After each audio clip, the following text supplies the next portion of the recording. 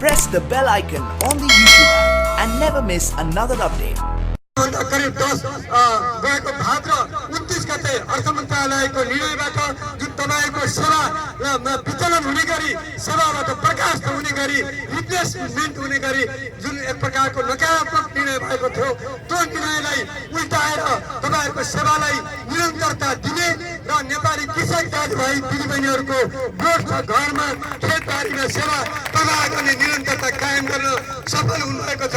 तपाईहरुलाई हार्दिक बधाई छ, हार्दिक सम्मान व्यक्त गर्न चाहन्छु। यो सम्मान हामी नेपालका ट्रेड युनियनको क्षेत्रमा पेसागत क्षेत्रमा खास गरेर कृषि र पशु सेवाको क्षेत्रमा संलग्न रहेका प्राविधिक सङ्घ संस्थाहरू प्रोफेसनल अर्गनाइजेसनको तर्फबाट मात्र होइन, यो नेपाली कृषक दाजुभाइ करिब 66% कृषक दाजुभाइ दिदीबहिनीहरू अर्थात् नेपालका 35 लाख कृषक घर परिवारको तर्फबाट पनि तपाईहरुलाई हार्दिक बधाई छ। अहिले धेरै समय गइसकेको छ, पूर्ववक्ता मित्रहरूले धेरै कुराहरू राखिसक्नु भएको छ। हामीले एक प्रकारको केही संक्षिप्त हामीले चाहिँ उपलब्धि प्राप्त गरेका छौँ, तर यो उपलब्धि पुरा होइन। राज्य सत्ता जहिले पनि राज्य सत्ताको निर्णय त्यो पुरा विश्वासयोग्य नहुन पनि सक्छ।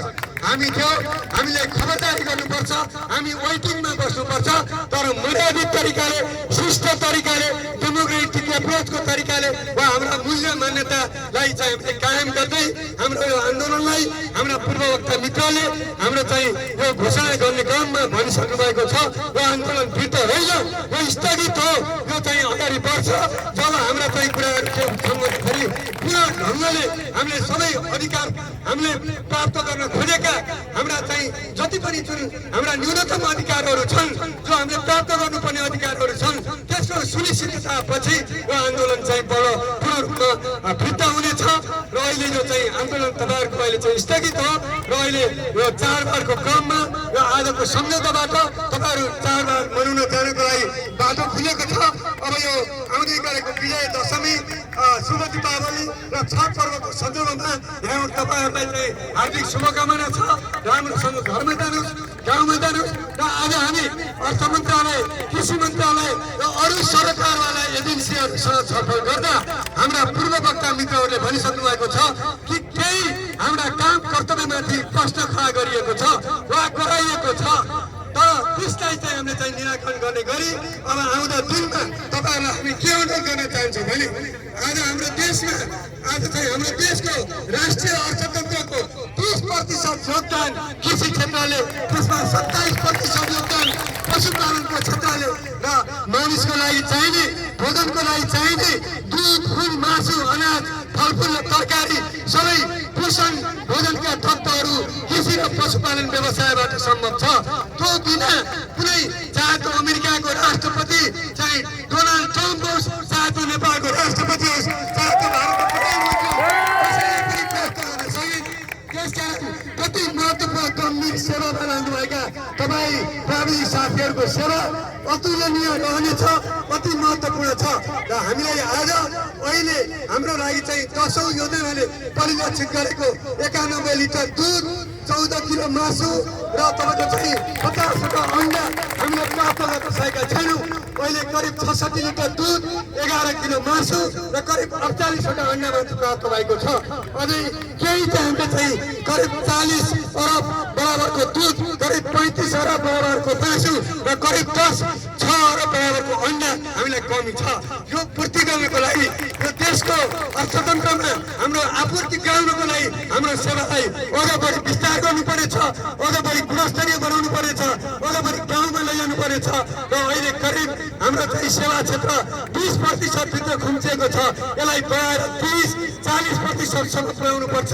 तब मात्र कृषि र पशुपालन व्यवसायमा आधुनिकीकरण हुन सक्नेछ, व्यवसायीकरण हुन सक्नेछ र स्वच्छ र गुणस्तरीय कृषि र पशुधन उत्पादनहरू गर्न सक्नेछौँ।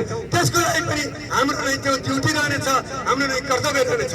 यस कारणले मैले यहाँ तपाईँहरूलाई के अनुरोध गर्न चाहन्छु भने हाम्रो जिम्मा आज हाम्रो छलफलबाट के आएको छ भने हामीलाई वर्ष दिनभरिमा 365 दिनमा 65 दिन पर्वहरू छुट्याएर 300 दिनमा तपाईहरुले चाहिँ 1000 घर परिवारमा एक तपाईँ जुन स्थानीय तहमा हुनुहुन्छ 1000 कृषक परिवारलाई 1 वर्ष दिनमा हामीले सेवा पुर्याउनु पर्छ, असल सेवा पुर्याउनु पर्छ, मोरादी सेवा पुर्याउनु पर्छ, किसान मैत्री हुनुपर्छ। किसानको मन जित्यो भने कुनै पनि पासाले तपाईहरुलाई हराउन सक्ने छैन।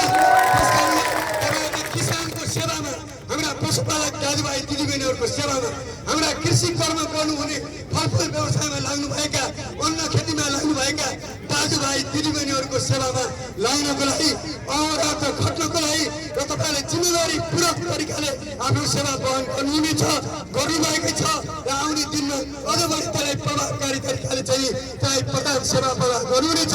र हामीलाई जो जसले आक्षेप लगाएका छन्, जो जसले कथित आलोचना गरेका छन्, ती सबै निष्काम हुनेछन् र तपाईहरुको सेवा स्थापित हुनेछ। र आउँदा दिनमा नेपाली किसान र तपाई हाम्रो सहयात्राले नेपालको कृषि अर्थतन्त्र अझै सुदूर भएर जानेछ र हामीलाई कहिले कसै नाकाबन्दी लगाउँछ, कहिले कसै नाकाबन्दी लगाउँछ, ती सबै प्रकारका चाहिँ हत्कण्डाहरू निष्काम हुनेछन् र हाम्रो राष्ट्रिय कृषि अर्थतन्त्र अगाडि बढेर जानेछ।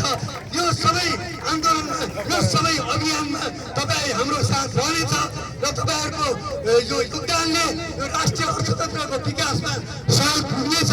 यति कुराहरू राख्दै तपाईहरु विगतमा यो कार्यक्रमको सिलसिलामा जे जति दुःख पाउनुभयो त्यसलाई आज मलमपट्टि लगाएर यो किसानको लागि, कृषि आन्दोलनको लागि, पशुपालन आन्दोलनको लागि र हाम्रो आन्तरिक आत्मनिर्भर अर्थतन्त्रको र सुदृढताको लडाईँ हो भन्ने सोचेर तपाईहरुले जानुहोस्। हार्दिक बधाई छ, हार्दिक स्वागत।